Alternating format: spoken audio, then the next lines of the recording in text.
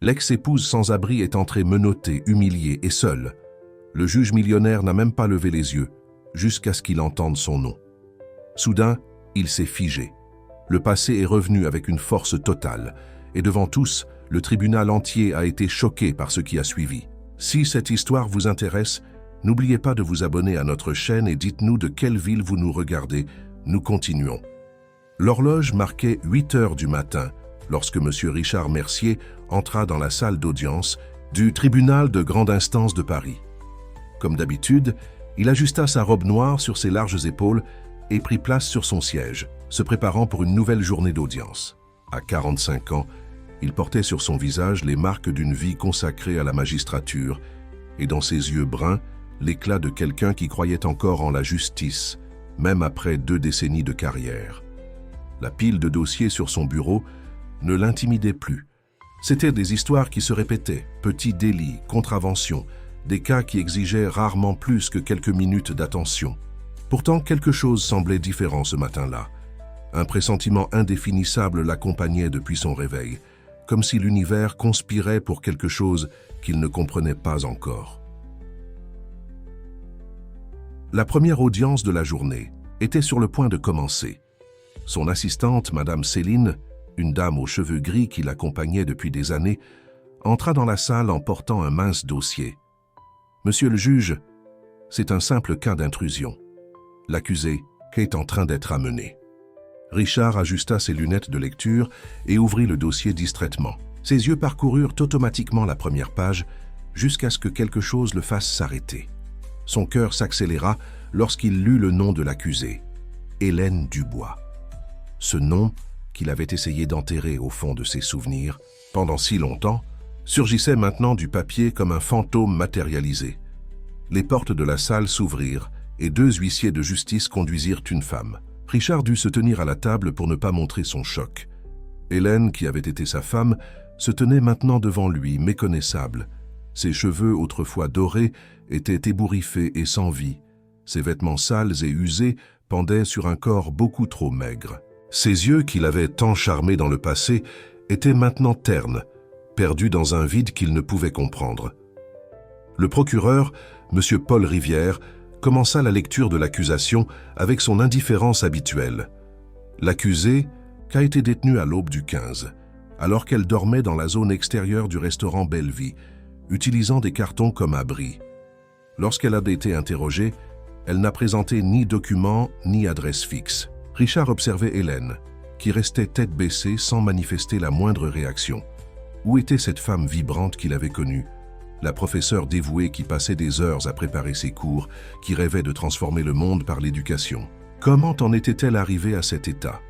Des souvenirs involontaires commencèrent à envahir son esprit. La première fois qu'il l'avait vue à la faculté de droit où elle étudiait les lettres dans le bâtiment voisin. Le mariage, simple mais plein d'espoir. Les rêves partagés, les premières disputes, l'usure silencieuse qui avait rongé leur relation, la fierté qui les avait empêchés de chercher de l'aide, la séparation qui s'était produite comme un murmure, sans cri ni drame, juste un vide qui grandissait jusqu'à ce qu'il ne reste plus rien. « Votre honneur ?» La voix du procureur le ramena à la réalité. « Nous attendons votre avis sur l'absence de défenseur. » Richard réalisa qu'il devait prendre une décision. Il ne pouvait pas simplement suivre le protocole, pas avec Hélène là, si vulnérable. Mais il ne pouvait pas non plus ignorer sa position de juge. Le conflit entre le devoir professionnel et les émotions qui ressurgissaient menaçait sa capacité à garder son sang-froid. Les mains légèrement tremblantes, il prit un morceau de papier et écrivit rapidement une note. Il appela Madame Céline et chuchota « Remettez ceci à Monsieur François Dupont. C'est urgent. » François était plus qu'un avocat respecté, il était un symbole de dépassement de soi. Ayant vécu dans la rue pendant sa jeunesse, il avait réussi à transformer sa vie grâce aux études et à la détermination. Maintenant, à 50 ans, il consacrait une partie de son temps à des causes sociales, rendant à la société l'aide qu'il avait un jour reçue. Pendant qu'il attendait, Richard essayait de garder son calme. Il observait Hélène discrètement, remarquant chaque détail de sa déchéance. Comment avait-il permis que cela arrive? Pourquoi n'avait-il jamais cherché à savoir ce qu'elle devenait après leur séparation?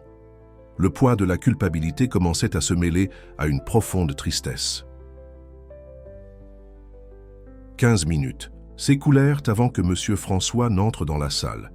Son costume impeccable contrastait avec l'expression de curiosité sur son visage. En voyant Hélène, quelque chose changea dans son regard. Richard connaissait ce regard.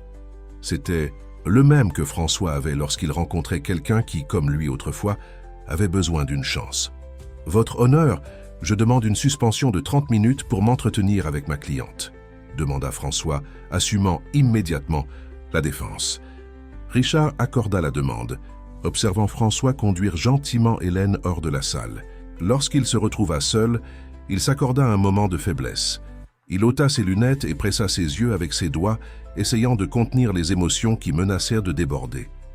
Dans le couloir du tribunal, M. François conduisit Hélène jusqu'à une salle réservée aux consultations.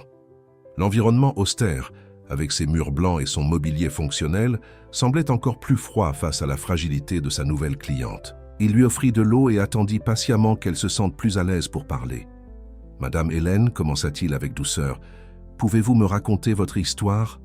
Pendant quelques instants, elle resta silencieuse, comme si elle avait besoin de rassembler ses forces pour faire émerger les mots. Quand elle parla enfin, sa voix sortit rauque, presque un murmure. « J'étais professeur. Il y a longtemps. » François comprit que chaque mot semblait lui coûter un effort immense. Avec gentillesse, il guida la conversation, permettant à Hélène de révéler son histoire peu à peu, comme quelqu'un qui défait un nœud très ancien. « Après que maman est tombée malade, tout a changé, » continua-t-elle, les yeux maintenant embués. « Le traitement a épuisé toutes nos économies. J'ai essayé de continuer à donner des cours particuliers, mais je devais être avec elle tout le temps. Quand elle est partie, les dettes étaient déjà trop importantes. » Tandis qu'Hélène parlait, François prenait discrètement des notes. Son expérience lui disait qu'il y avait beaucoup plus dans cette histoire qu'un simple cas d'intrusion. La femme devant lui portait les marques de quelqu'un qui avait connu l'autre côté de la vie, quelqu'un qui avait connu des jours meilleurs. « Avez-vous un parent que nous pourrions contacter ?»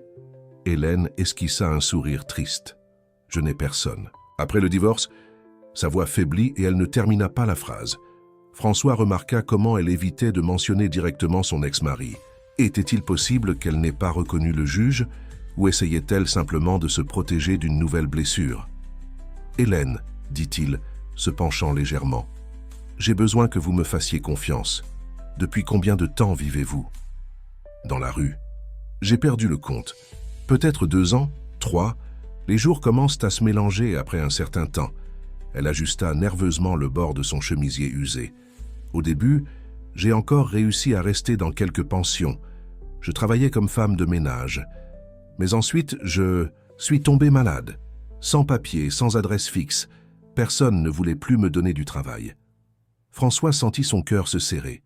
Combien d'histoires similaires avait-il déjà vues? Des personnes qui, par une série de circonstances, finissaient par tomber dans une spirale d'exclusion dont il était presque impossible de s'échapper seul. « Avez-vous essayé de chercher de l'aide? Un service social? Un abri? » « J'ai essayé. Une fois, je suis même venu jusqu'ici au tribunal. » Hélène passa la main dans ses cheveux en désordre. « Je voulais parler à quelqu'un que je connaissais. Mais le garde ne m'a même pas laissé entrer.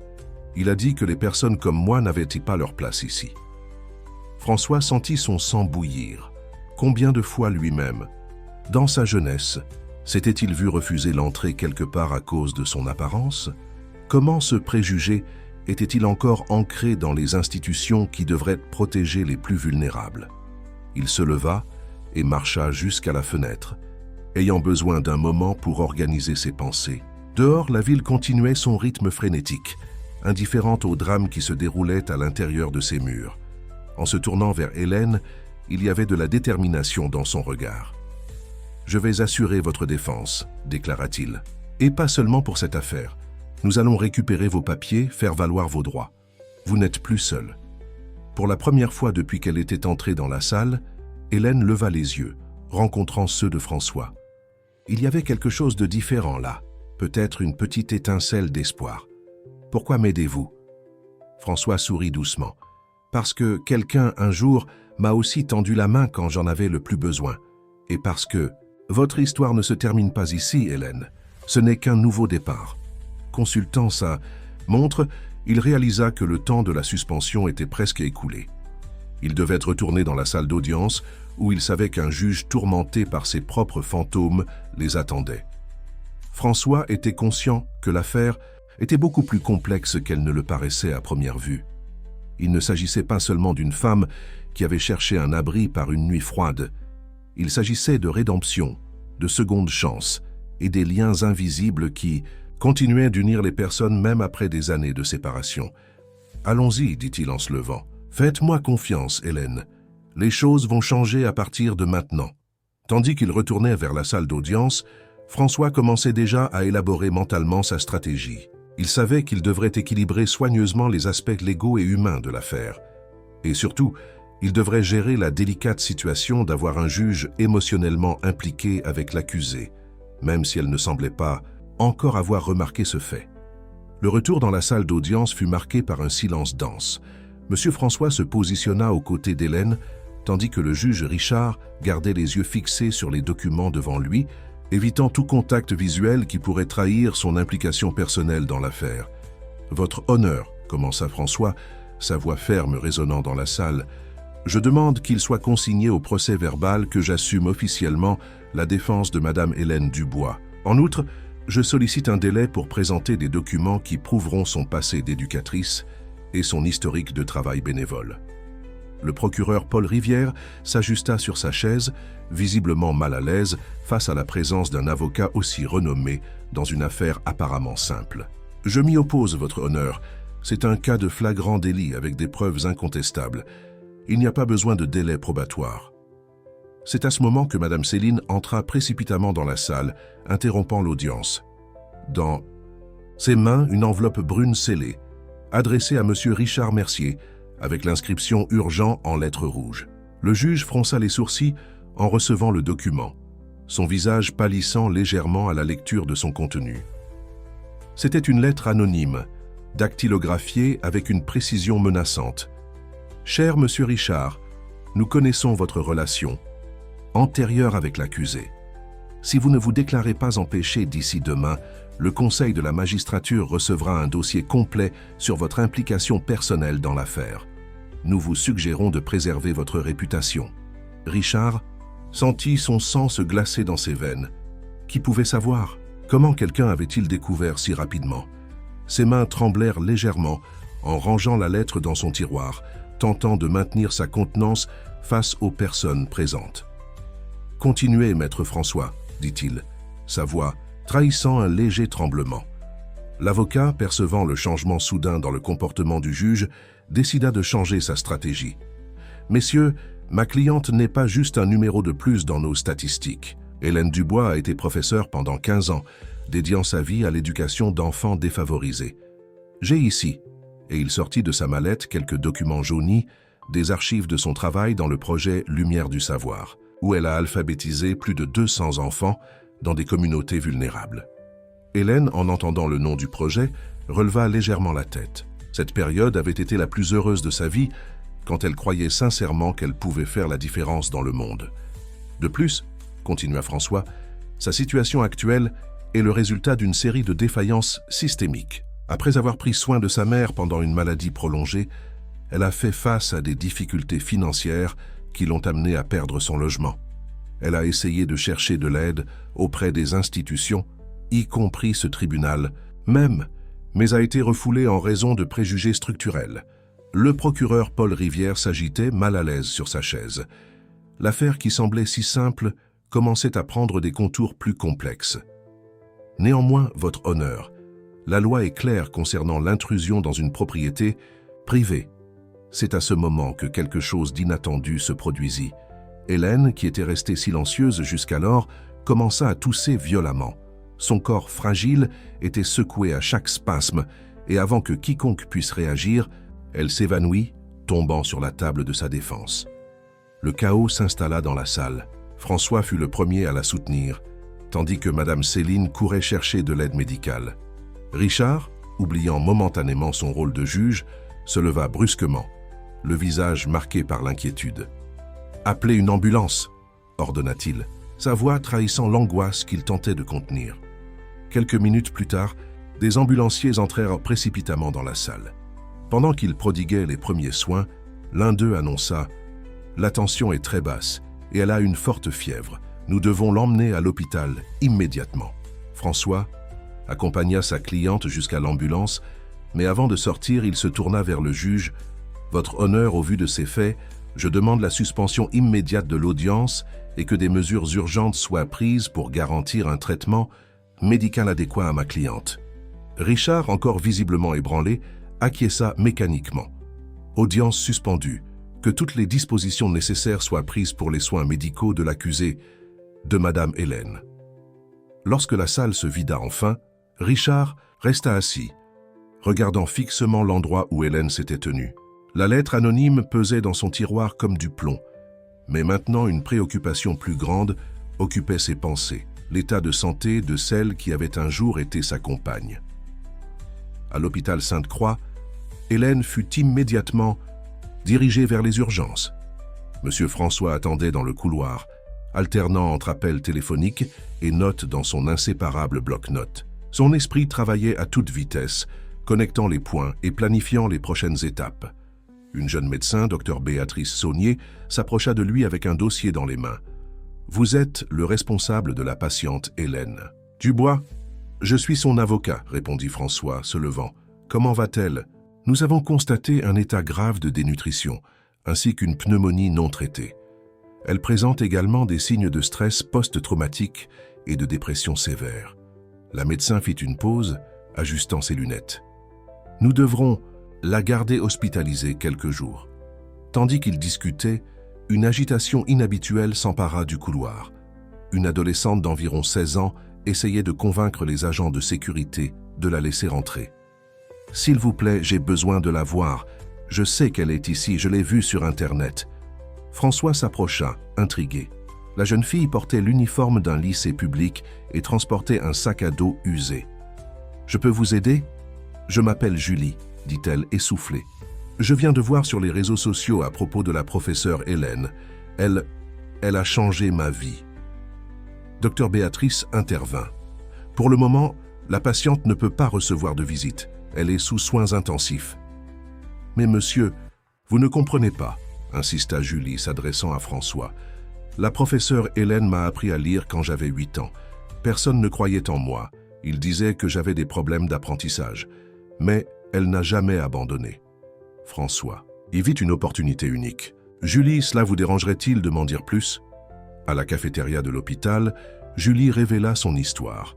Avec un vieux téléphone portable, elle montra des photos d'un projet social d'alphabétisation où Hélène travaillait bénévolement les samedis. Sur l'une des images, une Hélène très différente, aux cheveux soignés et au sourire radieux, embrassait un groupe d'enfants. Elle restait après la classe avec ceux qui avaient des difficultés, raconta Julie, ses yeux brillants de souvenirs. Elle apportait des livres de chez elle, inventait des jeux. Quand j'ai réussi à lire mon premier texte toute seule, elle a pleuré de joie avec moi.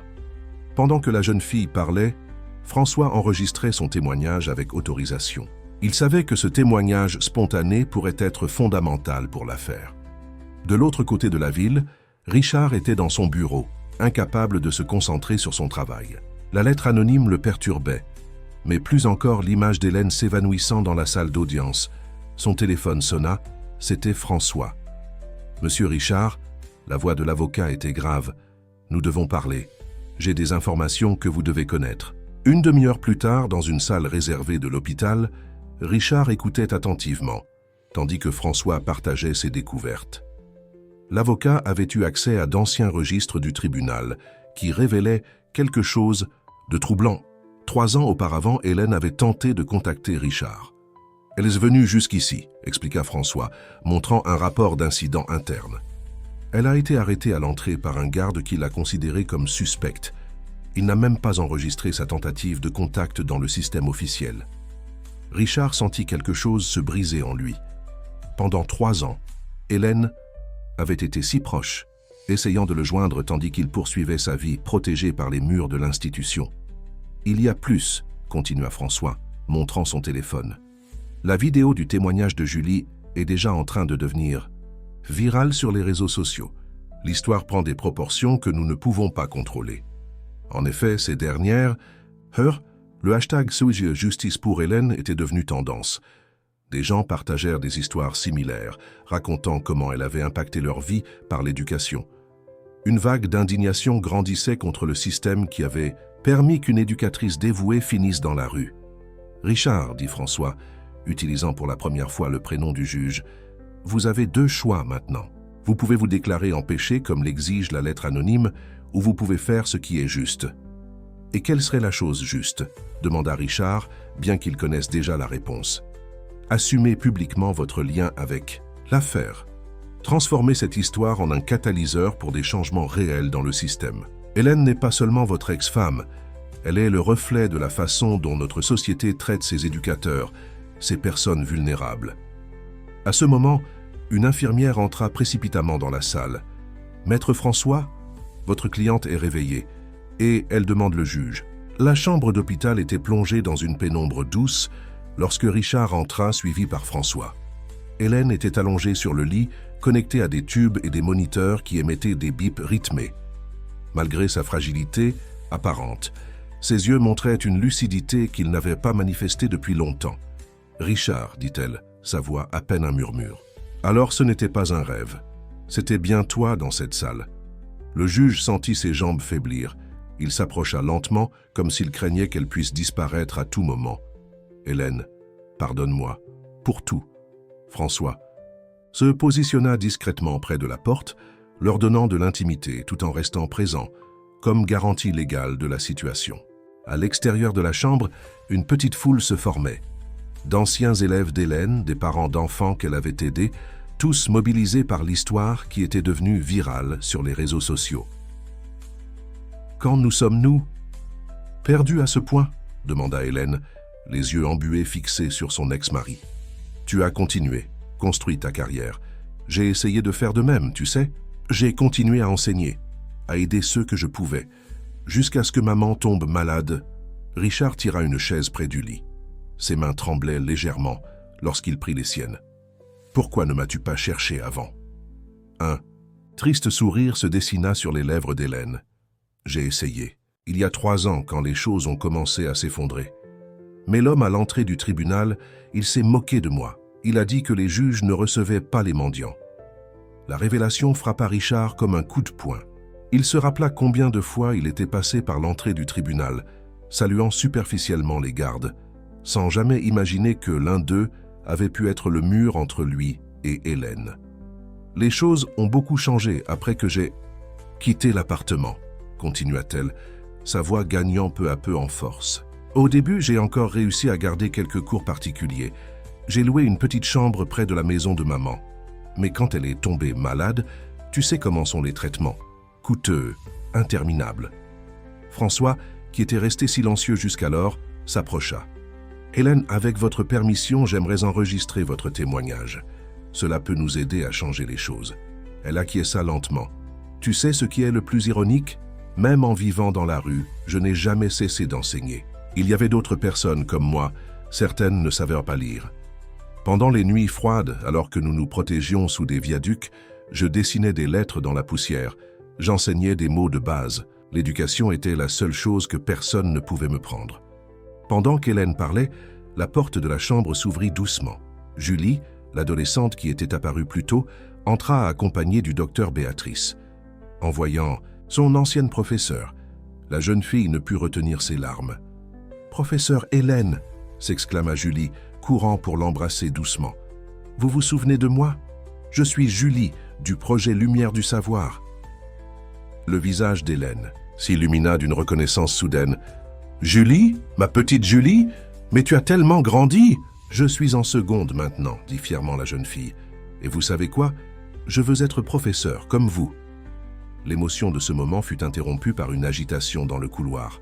Des journalistes essayèrent d'entrer dans l'hôpital, attirés par l'histoire qui prenait des proportions de plus en plus grandes sur les réseaux sociaux. Le hashtag « Justice pour Hélène » était maintenant accompagné de PAC professeurs de la rue, initiant un débat national sur la dévalorisation des éducateurs.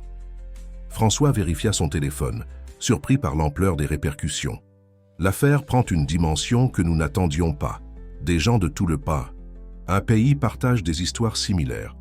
Richard, qui était resté silencieux en observant les retrouvailles entre Hélène et son ancienne élève, prit une décision. Il se leva, ajusta sa veste et s'adressa à François. « Préparez une conférence de presse. Il est temps d'assumer mes responsabilités, non seulement en tant que juge, mais en tant qu'être humain. » Hélène essaya de se lever, inquiète. « Richard, ta carrière... »« Ma carrière ne vaut pas plus que ta dignité, » l'interrompit-il. « Elle ne vaut pas plus que la dignité d'aucun être humain qui a besoin d'aide. » À ce moment, Madame Céline entra précipitamment dans la chambre, portant une autre enveloppe. « Monsieur Richard, ceci vient d'arriver pour vous. C'est du Conseil de la magistrature. » Le juge ouvrit l'enveloppe d'une main ferme, son visage restant impassible pendant qu'il lisait le contenu. François et Hélène observaient avec appréhension, tandis que Julie tenait fermement la main de son ancienne professeure. Le contenu de la lettre du Conseil de la magistrature fit momentanément pâlir Richard. Ce n'étaient pas des menaces, comme il s'y attendait, mais quelque chose de bien plus surprenant, une convocation à une réunion extraordinaire pour discuter des politiques d'accès à la justice pour les personnes en situation de vulnérabilité sociale. Son cas avec Hélène était parvenu aux oreilles du Conseil d'une manière complètement différente de ce que la lettre anonyme avait menacé. Ils veulent utiliser notre cas comme point de départ pour une réforme du système, expliqua Richard, sa voix mêlant soulagement et surprise. Apparemment, je ne suis pas le seul juge qui s'est déjà retrouvé face à des personnes connues de l'autre côté du tribunal. François sourit, comprenant les implications de ce changement de perspective. Parfois, nous avons besoin d'un cas emblématique pour exposer les failles du système. Hélène, votre histoire fait plus que nous l'imaginions. À l'extérieur, de l'hôpital, une petite manifestation pacifique se formait. Professeurs, étudiants et militants sociaux tenèrent des pancartes avec des phrases de soutien à Hélène et à tous les éducateurs en situation de vulnérabilité. Les médias locaux couvraient l'événement, diffusant en direct dans tout le pays. Dr Béatrice entra dans la chambre pour une nouvelle évaluation d'Hélène. « Vos examens s'améliorent », annonça-t-elle avec un sourire. « Mais nous devons encore vous garder en observation quelques jours. » « Docteur, » interrompit Julie qui n'avait pas quitté le côté de son ancienne professeure, « puis-je apporter mes livres pour lire avec elle? Maintenant, c'est moi qui peux l'aider. » La médecin acquiesça, émue par la proposition. C'était un cycle qui se refermait. L'ancienne élève devenait maintenant professeure de celle qui lui avait appris à lire. Hélène observait tout avec un mélange de gratitude et d'incrédulité. En moins d'une semaine, sa vie avait connu un revirement complète. D'invisible dans les rues, elle était devenue le symbole d'une lutte plus grande qu'elle-même. « Richard », appela-t-elle, sa voix plus forte qu'avant. « J'ai besoin que tu comprennes une chose. Je ne veux pas que tu te sentes coupable de ce qui m'est arrivé. Chacun de nous a fait ses choix, pris ses chemins. » Le juge s'assit à nouveau à ses côtés, prenant ses mains entre les siennes. « Mais j'aurais pu faire quelque chose. J'aurais dû te chercher, m'inquiéter. Le passé ne peut pas être changé. » l'interrompit-elle doucement. « Mais le futur est encore entre nos mains, et pas seulement dans les nôtres. » François, qui observait la scène, comprit qu'il était temps d'agir. Hélène a raison, et c'est pourquoi nous devons transformer cette histoire en quelque chose de plus grand. Richard, cette conférence de presse, vous êtes prêt pour cela? Le juge respira profondément, regardant par la fenêtre de l'hôpital la foule qui se rassemblait en bas. Il vit des visages jeunes et âgés, des personnes de différentes classes sociales, tous unis par une cause qui transcendait l'histoire d'Hélène. « Je suis prêt, » répondit-il, se tournant pour regarder François. « Mais je ne veux pas seulement parler du passé. Je veux proposer des changements concrets dans le système judiciaire, des protocoles d'accueil pour les personnes en situation de vulnérabilité, des programmes de formation pour les employés, des partenariats avec des projets sociaux, et l'éducation, ajouta Hélène, sa voix prenant un ton de détermination. Nous ne pouvons pas oublier que tout commence par l'éducation. Combien de professeurs sont à un problème de santé de finir dans la rue? Combien de talents perdons-nous en ne prenant pas soin de ceux qui prennent soin des autres? Julie, qui était restée silencieuse en écoutant la conversation des adultes, se leva soudainement. « Professeur, puis-je parler à la conférence? Aussi, je veux raconter comment vous avez changé ma vie. Comment vous avez changé la vie de tant d'autres élèves. À ce moment, Madame Céline revint dans la chambre, maintenant accompagnée d'une assistante sociale de l'hôpital. La professionnelle portait un dossier plein de documents et un sourire accueillant sur le visage. « Madame Hélène, commença-t-elle, je suis venue vous présenter quelques propositions de programmes de réinsertion sociale et de logement assisté. Nous avons des partenariats avec des institutions qui peuvent vous aider à recommencer, à votre propre rythme et en respectant votre autonomie. » Les paroles de l'assistante sociale provoquèrent des larmes silencieuses chez Hélène. Ce n'étaient pas des larmes de tristesse, mais de soulagement, d'espoir. Pour la première fois depuis longtemps, l'avenir ne semblait pas un lieu effrayant. L'auditorium principal du tribunal était bondé pour la conférence de presse. Des journalistes de tout le pays s'agglutinaient, caméras positionnées stratégiquement, microphones pointés vers l'estrade, où une table avait été préparée. Richard ajustait nerveusement sa cravate, tandis que François organisait les derniers détails. « Vous êtes sûr de vouloir faire cela ?» demanda François, observant son ami avec inquiétude. « Nous pouvons encore trouver une autre façon, Richard. » Sourit sereinement. « Pour la première fois depuis longtemps, je suis absolument certain de ce que je dois faire. » La transmission en direct avait déjà commencé lorsque Richard prit place à la table.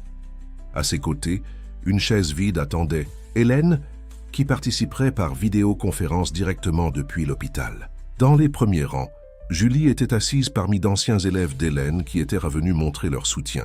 « Mesdames et messieurs, » commença Richard, sa voix ferme résonnant dans le microphone. « Nous sommes ici aujourd'hui pour discuter non seulement d'un cas spécifique, mais d'une défaillance systémique dans notre société. Une défaillance que moi, en tant que représentant du pouvoir judiciaire, j'ai aidé à perpétuer par mon silence et mon omission. » Un murmure parcourut l'auditorium. Sur les écrans latéraux, l'image d'Hélène apparut, transmise depuis la chambre d'hôpital. Elle était plus colorée, ses cheveux soigneusement coiffés par l'équipe infirmière. « La femme que vous voyez, sur cet écran, continua Richard, n'est pas juste un cas judiciaire de plus. Elle est Hélène Dubois, une éducatrice qui a consacré 15 ans de sa vie à former des centaines de jeunes. Et elle est aussi mon ex-femme. » L'auditorium explosa en exclamations surprises. Des flashs crépitèrent incessamment, tandis que les journalistes se penchaient sur leurs ordinateurs portables, tapant frénétiquement. « Mais ce n'est pas une histoire sur notre mariage ou notre séparation, » poursuivit-il. « C'est une histoire sur la façon dont notre société permet que des personnes de valeur tombent dans un abîme d'invisibilité. Comment nos institutions, créées pour protéger, peuvent devenir des barrières infranchissables pour ceux qui ont le plus besoin d'aide. » Hélène, à travers l'écran, prit la parole. « Pendant des années, même en vivant dans la rue, j'ai continué à exercer ma vocation. Parce qu'enseigner n'est pas seulement une profession, c'est une mission. Mais combien d'autres professeurs sont au bord du même précipice? Combien doivent choisir entre acheter des médicaments ou payer le loyer? » Ce fut à ce moment que Julie se leva, marchant résolument vers le microphone. Sa jeune voix trembla légèrement. Mais ses mots sortirent clairs et forts. « J'avais 8 ans quand j'ai rencontré la professeure Hélène. Les autres professeurs disaient que je n'apprendrais jamais à lire correctement. Mais elle a cru en moi. Elle restait après la classe, inventait des jeux, apportait des livres de chez elle. Aujourd'hui, je suis la première de ma famille à atteindre le lycée. » Les caméras se concentrèrent sur le visage de l'adolescente, captant l'émotion authentique dans ses paroles. Sur les réseaux sociaux, le hashtag #BeCadProfesseur de la rue s'était transformé en un mouvement national, avec des milliers de personnes partageant des histoires similaires. François profita du moment pour présenter des données que son équipe avait recueillies. Au cours des 5 dernières années, plus de 3000 professeurs ont perdu leur logement en raison de problèmes financiers. Le nombre d'éducateurs en situation de vulnérabilité sociale a augmenté de 200% après la pandémie. Ce ne sont pas seulement des statistiques, ce sont des vies, des rêves et des potentiels gaspillés. Richard révéla alors le contenu de la lettre du Conseil de la magistrature. À partir de cette semaine, un programme pilote d'accueil spécialisé pour les personnes en situation de vulnérabilité sera mis en œuvre. Tous les employés du système judiciaire recevront une formation spécifique pour l'accueil et l'orientation appropriée. Mais ce n'est que le début. Hélène, à travers l'écran, sourit avec émotion. Je ne veux pas que mon histoire soit vue comme un drame individuel. Je veux qu'elle soit un point de départ pour des changements réels. Chaque personne dans la rue a une histoire, a de la valeur, a du potentiel. Nous devons créer des ponts, pas des murs. Au fond de l'auditorium, Madame Céline essuyait discrètement ses larmes, tout en tenant une nouvelle pile de lettres. C'étaient des messages de soutien qui arrivèrent de tout le pays, de juges, de procureurs et d'avocats, qui s'étaient également retrouvés face à des histoires similaires dans leurs tribunaux. La conférence de presse se prolongea pendant plus de 2 heures, avec des questions qui allaient bien au-delà du cas spécifique d'Hélène. On discuta de politique publique, de réforme du système judiciaire, de programmes de soutien aux éducateurs et surtout de la nécessité d'humaniser les institutions. Quand le dernier journaliste quitta l'auditorium, Richard resta assis, regardant l'écran où l'image d'Hélène souriait encore. Quelque chose avait définitivement changé ce jour-là, non seulement dans leur vie personnelle, mais dans le tissu même de la société. Une semaine après la conférence de presse, Hélène fut transférée dans une maison d'accueil spécialisée, gérée par une ONG partenaire du programme de réinsertion sociale. Le lieu, une ancienne demeure rénovée dans le quartier du Jardin des Plantes, offrait non seulement un abri, mais aussi un soutien psychologique et une préparation au retour à la vie professionnelle. Dans sa nouvelle chambre, très différente de l'environnement hospitalier, Hélène organisait soigneusement une petite collection de livres que Julie lui avait apportés. C'étaient des ouvrages d'alphabétisation de base, des dictionnaires illustrés et quelques classiques de la littérature française. Ses mains caressèrent les couvertures avec révérence, comme si elles touchaient de vieux amis longtemps perdus. « Ils ont tout gardé exactement comme vous l'aviez laissé », dit Julie, entrant dans la chambre avec quelques livres de plus dans les bras. L'adolescente était devenue une présence constante dans la vie d'Hélène, lui rendant visite dès que possible après les cours. « C'est étrange d'avoir à nouveau un espace à moi », répondit Hélène, ajustant un cadre photo sur la table de chevet. Sur la photo, elle et ses anciens élèves du projet Lumière du Savoir souriaient à l'objectif. « Parfois je me réveille au milieu de la nuit, effrayée, pensant que je suis encore dans la rue. » La psychologue de la maison d'accueil, Dr Marine, avait expliqué que cette sensation était normale. Le traumatisme de la vie dans la rue ne disparaissait pas du jour au lendemain. Il faudrait du temps, de la patience et beaucoup de travail intérieur pour reconstruire non seulement la vie pratique, mais aussi la confiance et l'estime de soi. Cet après-midi-là, François arriva pour une visite, apportant des nouvelles importantes. Le Conseil national de l'éducation a pris contact, annonça-t-il, s'asseyant dans le fauteuil près de la fenêtre. Ils veulent que vous participiez à un projet pilote de réintégration des professeurs éloignés de l'enseignement. Hélène interrompit l'organisation des livres, se tournant pour le regarder. « Comment ça ? C'est un nouveau programme, inspiré par l'impact de votre cas. Ils vont offrir une mise à jour pédagogique, un soutien psychologique et une réinsertion progressive en classe pour les professeurs qui ont dû s'éloigner pour des raisons de santé ou des difficultés financières. » Un sourire timide illumina le visage d'Hélène. L'idée de retourner enseigner, même progressivement, faisait accélérer son cœur d'anticipation. « Et il y a plus, » continua François, sortant une enveloppe de sa serviette. « Vous vous souvenez de ce garde qui vous a refoulé au tribunal il y a 3 ans? Il a écrit une lettre d'excuse. Il participe au nouveau programme de formation et veut partager son histoire comme exemple de ce qu'il ne faut pas faire. » Julie, qui écoutait tout attentivement, ne put contenir son enthousiasme. « Professeur, cela signifie que vous pourrez enseigner à nouveau. Parce que dans mon lycée, il y a un projet de soutien après les cours et j'ai pensé... » Hélène rit embrassant son ancienne élève. « Doucement, petite. Un pas à la fois, tu te souviens? Comme tu me disais toujours quand tu apprenais à lire. » Le bruit de pas dans le couloir annonça l'arrivée de Richard. Depuis la conférence de presse, il rendait régulièrement visite à Hélène, toujours en respectant son espace et son processus de récupération. Il apportait avec lui un vieux dossier jauni par le temps. « J'ai trouvé ceci au fond d'un tiroir, dit-il, remettant le dossier à Hélène. Ce sont tes anciens projets, ceux que tu as développés quand tu enseignais en banlieue. J'ai pensé que cela pourrait t'aider avec le nouveau programme. » Hélène ouvrit le dossier avec précaution, reconnaissant sa propre écriture dans des notes d'il y a des années. Plan de cours, projet de lecture, idées pour des ateliers, culturels, tout un univers de possibilités qui avait été interrompu, mais qui pourrait maintenant reprendre vie. « Tu sais ce qui est le plus incroyable ?» commenta François, observant la scène. Tout cela a commencé par une nuit froide et une recherche d'abri. Parfois, nous devons toucher le fond pour que les gens regardent vers le bas et réalisent combien de trésors sont enfouis. Richard resta silencieux, observant Hélène feuilleter ses anciens projets avec Julie.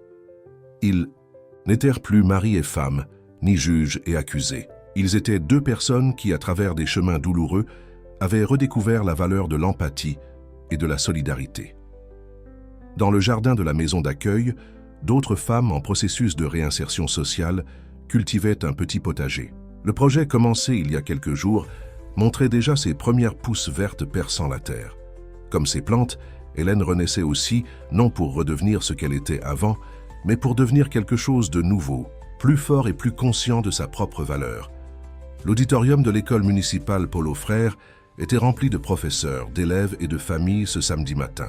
Une bannière colorée annonçait le lancement du programme Éducateurs résilients, une initiative née de l'impact du cas d'Hélène. Sur la scène, une table simple attendait les intervenants du jour. Hélène ajusta le blazer bleu marine que Julie l'avait aidé à choisir. C'étaient des vêtements neufs achetés avec son premier salaire de consultante du programme. Ses cheveux, maintenant bien soignés, encadraient un visage qui retrouvait la sérénité d'autrefois. « Vous êtes nerveuse ?» demanda Dr Marine, qui l'accompagnait comme soutien émotionnel dans ce moment important. « Un peu, admit Hélène, mais c'est une bonne nervosité, comme celle que je ressentais avant le premier jour de classe, vous savez. » Le programme Éducateurs résilients avait été structuré au cours des 2 derniers mois, réunissant différentes institutions dans un effort conjoint. L'idée était de créer un réseau de soutien pour les professeurs en situation de vulnérabilité, offrant de l'aide financière jusqu'au soutien psychologique et des opportunités de réinsertion professionnelle. François monta sur scène pour ouvrir l'événement. Il y a 3 mois, une histoire nous a fait remettre en question les valeurs de notre société.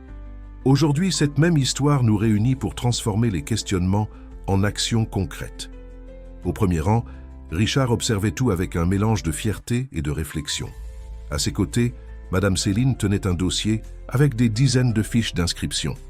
Des professeurs de toute la région qui s'étaient inscrits pour recevoir le soutien du programme. Hélène se leva lorsque vint son tour de parler. Elle marcha jusqu'au microphone d'un pas ferme, différent de celui vacillant d'il y a quelques mois dans la salle d'audience. « Quand on vit dans la rue, commença-t-elle, sa voix claire et émotive, on apprend à devenir invisible. C'est un mécanisme de survie. Mais on apprend aussi qu'il existe des lumières que même le plus profond dénuement ne parvient pas à éteindre. Pour moi, cette lumière a toujours été l'éducation. » Les paroles d'Hélène résonnaient dans l'auditorium, tandis que des images étaient projetées sur l'écran derrière elle. Photos du projet Lumière du Savoir, archives de ses travaux bénévoles, visages souriants d'élèves qu'elle avait aidés au fil des ans. « Ce programme n'est pas une question de charité, » poursuivit-elle. « C'est une question de reconnaissance. Reconnaissance que chaque éducateur porte en lui un potentiel transformateur qui ne peut être gaspillé. Il s'agit de créer des ponts là où il n'y avait que des abîmes. » Julie, qui faisait maintenant partie du comité jeunesse du programme, se leva pour présenter sa partie. « Nous avons créé une application où les professeurs peuvent chercher de l'aide de manière anonyme. Il y a un bouton d'urgence pour les cas urgents et un réseau de professionnels bénévoles toujours disponibles. » Le public applaudit avec enthousiasme lorsque l'adolescente démontra le fonctionnement de l'application. Sur l'écran du téléphone, projeté sur l'écran géant, on voyait une interface simple et accueillante, avec différents canaux de soutien, psychologiques, juridiques, financiers et pédagogiques. Mais le plus important, reprit Hélène, c'est que nous n'offrons pas seulement des secours d'urgence. Nous construisons une nouvelle façon de voir et de valoriser nos éducateurs. Au fond de l'auditorium, un groupe de personnes attirait l'attention. C'étaient des sans-abri qu'Hélène avait spécialement invités à l'événement. Parmi eux, certains étaient professeurs, d'autres artistes, des professionnels libéraux, des personnes qui, comme elle, s'étaient perdues dans les pièges de la vulnérabilité sociale. « À partir d'aujourd'hui, » annonça François, revenant au microphone, « le programme est officiellement en fonctionnement.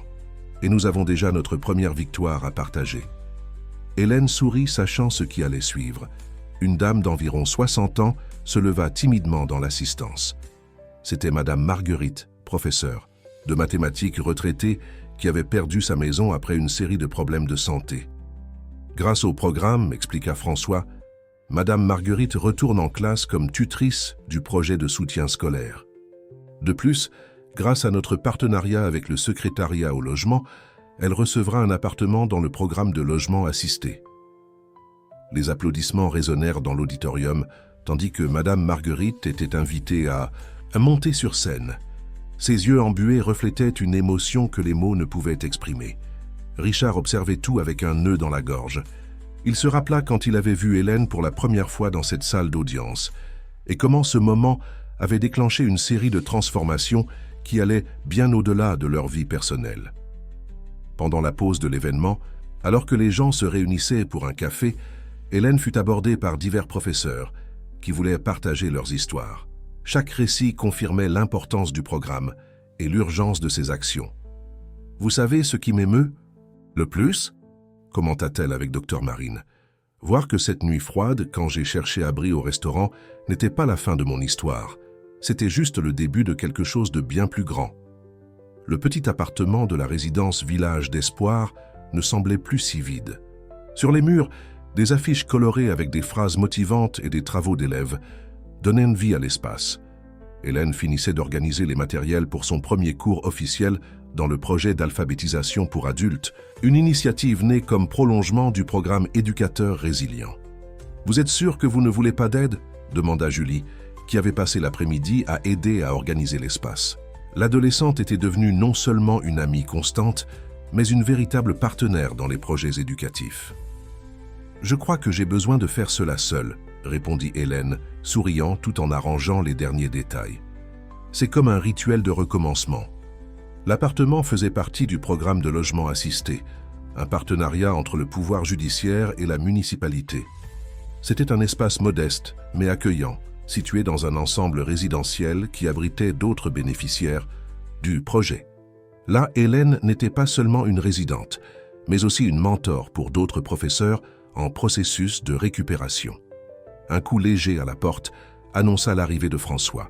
L'avocat, devenu un ami proche, apportait avec lui une surprise, l'approbation officielle du ministère de l'Éducation pour étendre le programme éducateur résilient au niveau national. « C'est officiel », annonça-t-il, montrant les documents.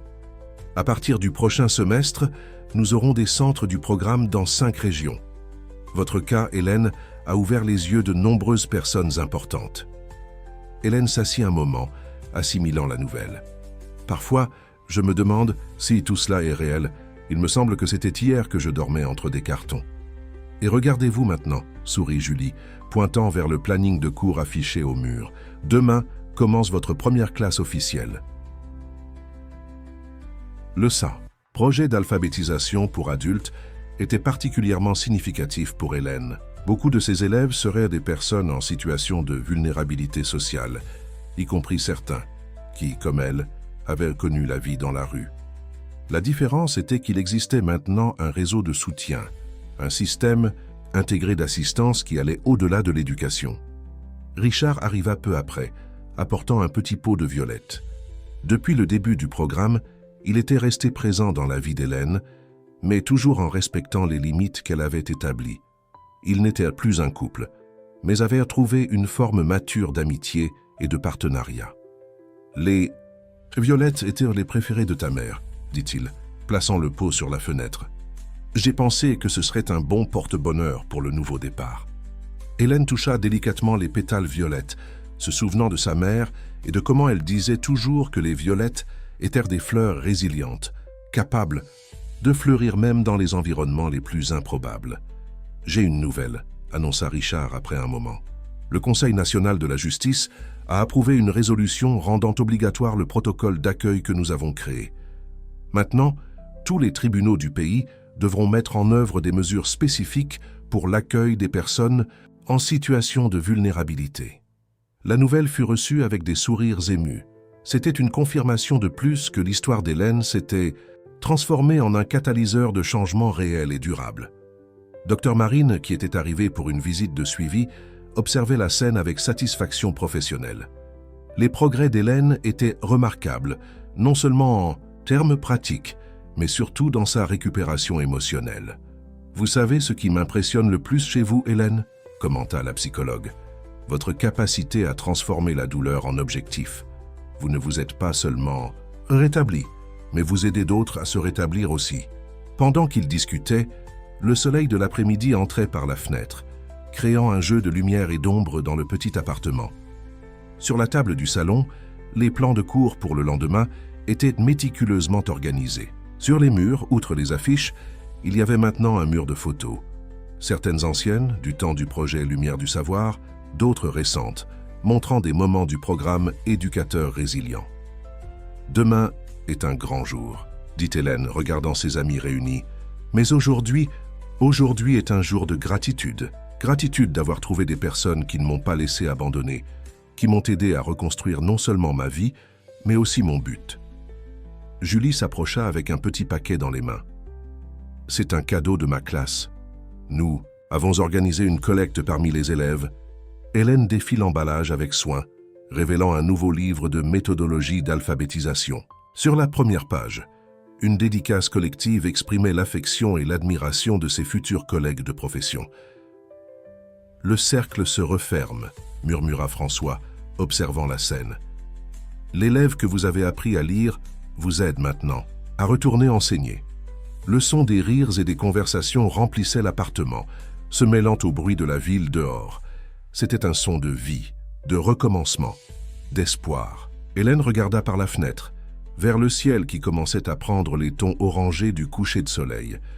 Demain serait un nouveau jour, un nouveau chapitre, et cette fois, elle n'était pas seule.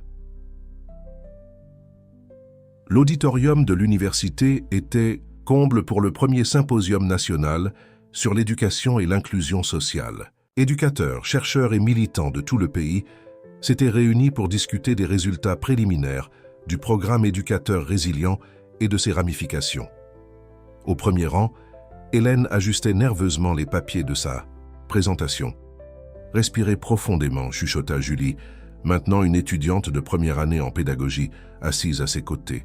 « Vous avez déjà affronté des choses bien plus difficiles que cela. » L'événement marquait un moment significatif. Cela faisait 6 mois depuis le début officiel du programme et les résultats dépassaient toutes les attentes. Plus de 200 professeurs avaient été directement bénéficiaires et le modèle était en train d'être adapté pour d'autres catégories professionnelles. « La parole est à », annonça le modérateur, la professeure Hélène Dubois, coordinatrice pédagogique du programme Éducateur résilient. Hélène se leva, sentant le poids des regards sur elle. Elle n'était plus la femme fragilisée de la salle d'audience, ni la professeure qui avait tout perdu. Elle était une femme qui avait transformé sa douleur en objectif, ses cicatrices en pont pour aider les autres. « Quand nous parlons d'éducation, » commença-t-elle, sa voix ferme résonnant dans l'auditorium, « nous pensons généralement aux salles de classe, aux manuels scolaires, aux examens et aux notes. Mais la véritable éducation se produit dans les rencontres, dans les transformations, dans la capacité à voir l'autre comme un être humain complet, avec son histoire et ses rêves. » Dans le public, des visages attentifs absorbaient chaque mot. Parmi eux, il y avait Pierre, l'ancien professeur de géographie, qui coordonnait maintenant l'un des centres du programme. À ses côtés, Madame Marguerite souriait, fière de voir son ami sur scène. Au cours des 6 derniers mois, continua Hélène, nous n'avons pas seulement secouru des professeurs en situation de vulnérabilité, nous avons créé une nouvelle façon de comprendre l'éducation comme outil de transformation sociale. Chaque éducateur récupéré signifie des dizaines de vies positivement impactées. Les images sur l'écran montraient des chiffres impressionnants. Réduction de 70% des cas d'abandon professionnel parmi les participants au programme, amélioration significative des indicateurs de santé mentale, réintégration réussie, de 85% des bénéficiaires sur le marché du travail. Mais au-delà des chiffres, poursuivit-elle, il y a les histoires, comme celle de Madame Marie-Josée, qui à 62 ans a appris à lire et coordonne maintenant un groupe de lecture pour d'autres femmes dans sa communauté, ou l'histoire du professeur Charles, qui après 3 ans à vivre dans la rue, enseigne aujourd'hui les mathématiques dans un projet Social. Richard, assis discrètement au fond de l'auditorium, sentait son cœur se serrer de fierté. En tant que juge, il était habitué à voir les problèmes sociaux à travers le prisme froid de la loi. Maintenant, grâce à Hélène, il avait appris à voir les possibilités de transformation dans chaque cas qui arrivait à son tribunal.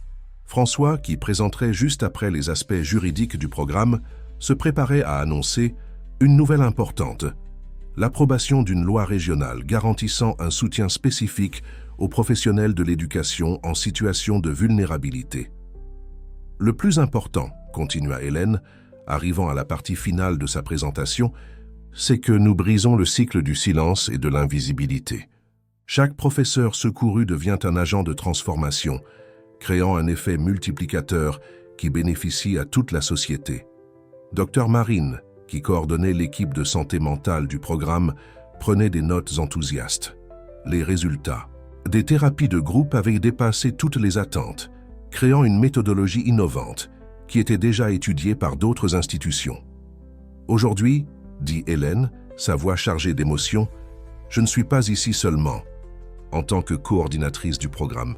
Je suis ici comme témoin vivant qu'il est possible de reconstruire des vies à travers l'éducation et la solidarité. Sur l'écran apparut une image qui émut tout le monde, une photo récente du jardin de la maison d'accueil où professeurs et élèves partageaient un cercle de lecture en plein air. Parmi eux, des visages souriants montraient la dignité retrouvée. Chacun de nous, conclut Hélène, porte une histoire de lutte et de dépassement. Mais quand ces histoires se rencontrent, quand nous créons des réseaux de soutien et de compréhension, nous transformons non seulement des vies individuelles, mais toute la structure sociale. Le public se leva en une ovation émue. Entre applaudissements et larmes, des éducateurs s'embrassaient, reconnaissant dans leur propre trajectoire les échos de l'histoire d'Hélène. Julie, qui ne pouvait contenir ses larmes, embrassa sa mentor dès qu'elle quitta la scène. « Vous avez réussi, professeur. Vous avez montré à tous qu'il y a toujours un chemin. » Pendant la pause qui suivit, le hall de l'auditorium se transforma en un espace d'échanges intenses. Des professeurs partageaient des expériences, des chercheurs discutaient de méthodologie, des militants planifiaient de nouvelles actions. C'était comme si une vague d'espoir et de possibilités avait été déclenchée. Dans la bibliothèque de la maison d'accueil, maintenant transformée en un espace culturel vibrant, Hélène organisait les derniers détails pour le lancement du livre « Éducateurs résilients », Histoire de recommencement. L'ouvrage organisé collectivement réunissait des témoignages, des expériences et des méthodologies développées au cours de la première année du programme.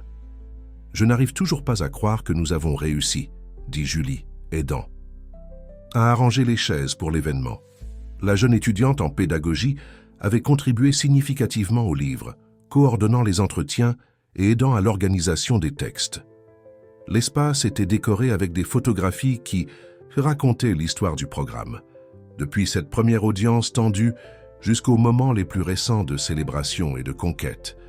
Dans chaque image, des visages qui étaient passés d'invisibles à protagonistes de leurs propres histoires. « Hélène », appela Dr Béatrice, entrant dans la bibliothèque avec une enveloppe dans les mains, le rapport final de la recherche. Sur l'impact du programme sur la santé mentale des participants est arrivé. Les résultats sont impressionnants. L'étude, menée en partenariat avec 3 universités, démontrait une réduction significative des cas de dépression et d'anxiété parmi les professeurs participants au programme. Plus encore, elle mettait en évidence comment le sens du but et de l'appartenance avait été fondamental pour le rétablissement. Richard arriva peu après, accompagné d'une surprise, des représentants du ministère de l'Éducation qui étaient venus connaître le programme personnellement. Le projet avait attiré l'attention du gouvernement fédéral qui étudiait sa mise en œuvre à l'échelle nationale. « C'est surréaliste de penser que tout a commencé cette nuit froide », commenta François, observant le mouvement des personnes qui commençaient à arriver pour le lancement. Comment une recherche d'abri peut déclencher tant de transformations? Hélène sourit, se rappelant son parcours. Parfois, nous devons nous perdre complètement pour trouver un nouveau chemin, et plus important, pour aider d'autres à trouver les leurs. La salle commença à se remplir. Parmi les présents, il y avait plusieurs des protagonistes des histoires racontées dans le livre. Madame Marie-Josée, maintenant alphabétisée, lisait fièrement des extraits de son propre témoignage à qui voulait l'entendre. Pierre, rétabli et enseignant à nouveau, avait amené ses nouveaux élèves pour honorer l'événement. Professeur Hélène, appela une voix familière. C'était l'un des gardes du tribunal, celui-là, même qui, des années auparavant, l'avait empêché d'entrer. « Je suis venu demander personnellement pardon et vous remercier. La formation que j'ai reçue à travers le programme a complètement changé ma façon de voir les gens. » Le moment. Le plus émouvant de la soirée fut quand Julie monta sur la petite scène improvisée pour faire une présentation spéciale. Avec l'aide d'autres étudiants en pédagogie, elle avait préparé une présentation sur l'impact du programme sur les nouvelles générations d'éducateurs. L'histoire de la professeure Hélène, dit-elle, sa voix ferme et émue, nous a appris qu'être professeur va bien au-delà de transmettre des connaissances. C'est à propos de résistance, c'est à propos d'espoir, c'est à propos de ne jamais cesser de croire au pouvoir transformateur de l'éducation. Dans le public, Dr Marine observait avec satisfaction professionnelle comment ses patients avaient évolué. Beaucoup de ceux qui auparavant pouvaient à peine parler de leur traumatisme devenaient maintenant porte-parole de leurs propres histoires de dépassement. Hélène, assise entre Richard et François, ressentait une paix profonde. Ce n'était pas la fin d'un voyage, mais le début de nombreux autres. Le programme continuait à croître, à se transformer, à atteindre plus de vies. « Vous savez ce qui m'émeut le plus ?» commenta-t-elle avec ses amis. « Voir comment chaque personne qui passe par le programme emporte avec elle non seulement de l'aide, mais aussi la capacité d'aider les autres. » Richard acquiesça, comprenant profondément le sens de ces paroles. En tant que juge, il avait appris que la vraie justice ne résidait pas seulement dans les lois, mais dans la capacité à reconnaître l'humanité en chaque personne qui passait par sa salle. L'événement se prolongea dans la nuit, avec des personnes partageant des histoires, échangeant des expériences, tissant de nouveaux rêves. Dans la bibliothèque, maintenant pleine de vie et d'espoir, chaque livre sur les étagères semblait murmurer des possibilités de transformation. À la fin de la soirée, quand la majorité des invités étaient déjà partis, Hélène resta un moment seule dans la bibliothèque. Elle toucha les pages du livre fraîchement lancé, sentant sous ses doigts non seulement du papier et de l'encre, mais le registre vivant de tant d'histoires de dépassement. Par la fenêtre, elle pouvait voir le jardin de la maison d'accueil, où les fleurs plantées des mois auparavant fleurissaient maintenant en abondance. Comme ces plantes, chaque personne qui passait par le programme trouvait son propre temps et sa propre manière de fleurir. Le petit appartement d'Hélène était devenu un point de rencontre informel pour les participants du programme. Cet après-midi de samedi, alors que la pluie tombait doucement dehors, un groupe spécial se réunissait pour célébrer une conquête importante, la fin du premier semestre de Julie en pédagogie. « Je n'arrive pas à croire qu'1 an et demi soit déjà passé », commenta la jeune fille, admirant le gâteau décoré avec de minuscules répliques de livres en sucre. « Il me semble que c'était hier que j'essayais de convaincre les agents de sécurité de l'hôpital de me laisser vous voir, professeur. » Hélène sourit, se souvenant de ce jour crucial. « Et maintenant tu es là, suivant tes propres pas comme éducatrice. La vie a de ces surprises merveilleuses. » La salle était décorée de fleurs et de ballons, et une banderole faite par les élèves du projet d'alphabétisation félicitait Julie. Parmi les présents, il y avait Madame Marie-Josée, qui coordonnait maintenant un groupe de lecture pour personnes âgées, et Pierre, qui avait complètement repris sa carrière de professeur de géographie. « J'ai une nouvelle à partager », annonça François, qui venait d'arriver avec une pochette de documents. Le programme éducateur résilient a été sélectionné comme modèle de politique publique par l'UNESCO. Ils vont le mettre en œuvre dans d'autres pays d'Europe. La nouvelle fut reçue avec enthousiasme par tous. Ce qui avait commencé comme une histoire de rédemption personnelle s'était transformé en un mouvement international de transformation sociale à travers l'éducation. « Et il y a plus », continua-t-il, sortant un journal de la pochette. « C'est sorti aujourd'hui en première page. L'indice de professeurs en situation de vulnérabilité sociale a chuté de 45% dans les régions où le programme a été mis en œuvre. » Richard, qui observait la scène appuyé sur le chambranle, de la porte, ressentit une vague de fierté. En tant que juge, il était habitué à traiter avec des statistiques et des chiffres, mais maintenant, il voyait clairement les visages et les histoires derrière ces données. « Hélène », appela docteur. Marine, qui était arrivée, discrètement, Je dois vous dire quelque chose d'important. Vous vous souvenez de cette recherche que nous faisions sur l'impact du programme sur la santé mentale des participants? Elle a été approuvée pour publication internationale. L'étude menée sur une année démontrait comment l'approche intégrale du programme, combinant logement, travail, thérapie et reconnexion sociale, avait créé un modèle innovant de récupération et de réinsertion sociale. Mais le plus intéressant, continua la psychologue, c'est que nous avons identifié un modèle que nous appelons effet multiplicateur de l'empathie.